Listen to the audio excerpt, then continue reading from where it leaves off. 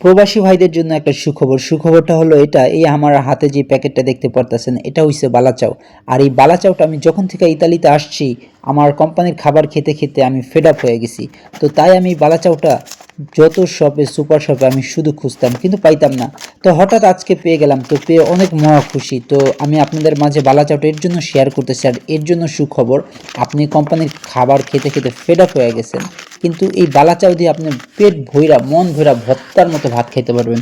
তো বালাচাওটা কিভাবে কি করতে হয় তাই আজকে আমি আপনাদের দেখানোর চেষ্টা করতেছি। এই যে আমার দেখতে পারতেছেন এটা হইছে রসুন ভাজা, মানে রসুন বেরেস্তা। আর এটা হইছে চিংড়ি মাছ ভাজা এবং মরিচের গুঁড়া, এটা মিক্স আছে। আর এখানে হচ্ছে পেঁয়াজ বেরেস্তা।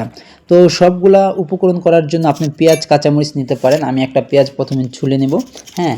আর আর তার সাথে নেব কাঁচামরিচ, ধনিয়া পাতা, এই আপনি যা দেন, কিন্তু এটাতে বেশি কিছু দিতে হয় না, কাঁচামরিচ ধনিয়া পাতা দিলেই হয়। আর সব উপকরণ তো সাথে থাকে। তো আমি একটু একটু করে সব নিয়ে নিছি, যেহেতু আমি প্রথম এটা মিক্স করব।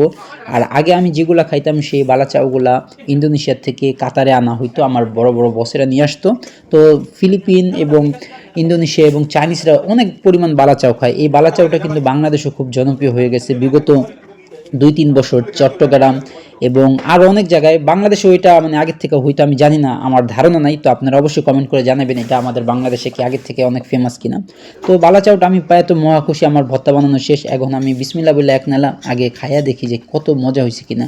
তো আমি খায়া দেখলাম, মা গো মা, এত মজা হয়েছে বিশ্বাস করেন। আমার চোখ দিয়ে পানি এসে পড়ছে খাবার খাইতে খাইতে, কারণ এত মজা। আর পেঁয়াজের ঝাঁজ, হ্যাঁ। আর বালাচাওটা এত সুস্বাদু, মনে হইতেছে টাকি মাছের ভর্তা খাইতেছি, একদম ফ্রেশ টাকি মাছ। এর জন্য কিন্তু আমি প্রথমে বলছি সুখবর। তো আমি এই বালাচাওটা শেয়ার করলাম ভিডিওটা এর জন্যই, যারা আপনারা প্রবাসে থাকেন, যারা মিডল ইস্টে, যারা ইউরোপে থাকেন, যারা কোম্পানির খাবার খেতে পারেন না, যারা রান্না করে খায়, তারা তো খুব সুখেই থাকে এবং কষ্টেও থাকে। এই ফুডটা, এই খাবারটা, এই বালাচাওটা, এটা আপনারা খুবই মানে একটু যদি হাতে নাগালো নাও পান, একটু খুঁজতে হইব, কিন্তু খুঁজা যদি বের করতে পারেন তো দেখবেন আপনারা কত সুন্দর পেট ভরা ভাত খেতে পারবেন। যারা কোম্পানির খাবার খায় তারাই একমাত্র জানে যে কত জ্বালা, খাবারের মতো কষ্ট এই পৃথিবীতে মনে হয় আর কিছুই নাই। আর যার যার দেশের খাবার তো বললামই না, আর কি বলবো। তো ভিডিওটা এই পর্যন্তই। সবাই আমার চ্যানেলটা অবশ্যই একটা লাইক, একটা সাবস্ক্রাইব করে দিবেন। সুস্থ থাকেন, ভালো থাকেন, আমার জন্য দোয়া করবেন অবশ্যই।